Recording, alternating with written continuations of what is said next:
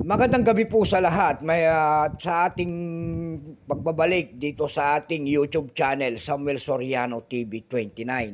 Ayan, para mag-discuss ulit ng another coins. At ito ang ating coins sa pag-uusapan. Ayan po ay pera po ng Canada coins.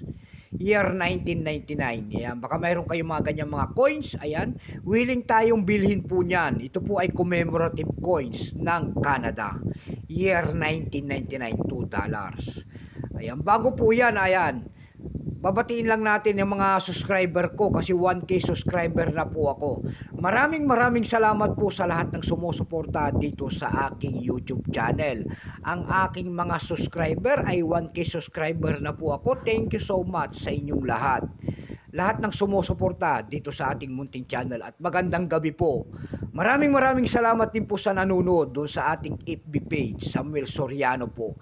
Lahat po na nakapalo doon sa ating FB page ay maraming salamat sa pagtyayaga nyo pong panunood sa aking FB page. Lalo na yung mga nagsesend ng mga star dyan sa akin, maraming salamat po. Suportahan nyo sana ang aking dalawang channel, ang aking FB page at ang aking YouTube channel po. Maraming salamat. Mabuhay po kayo. Ayan. Dako naman tayo sa coins ng ating hawak. Ito po ay Canada coins. Ayan, siselling natin siya kung magkano ng kanyang price sa ating mga online selling tulad ng EB.com. Pero bago yan, ayan, kilalanin mo muna natin siya. Issue po nito ay Canada po. Period Queen Elizabeth II, 1952 hanggang 2022. Type nito circulating commemorative coins. Years, 1999. Ayan. Value nito $2 po. Currency dollar 1858 up to date po. Composition niyan ay bimetallic aluminum bronze. Center and nickel ring. May bigat lamang itong 7.3 grams. May habang 28 mm. May kapal po naman itong 1.8 mm. Hugis po bilog. Orientation niyan ay middle alignment. Number N-477. Reference number CH-RC-1005. Ito pong year 1999 na ito po ay 98%.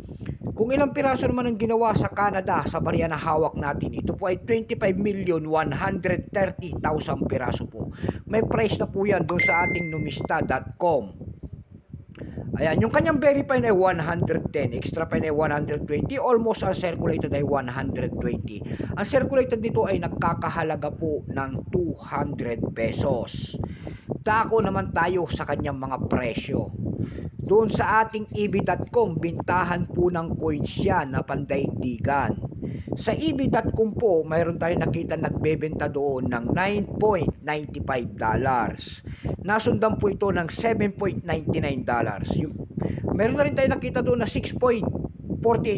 Yung pinakamalit po na bintahan doon ay $6.25. Ayan. Dako tayo sa Carousel PH sa pangalawang platform.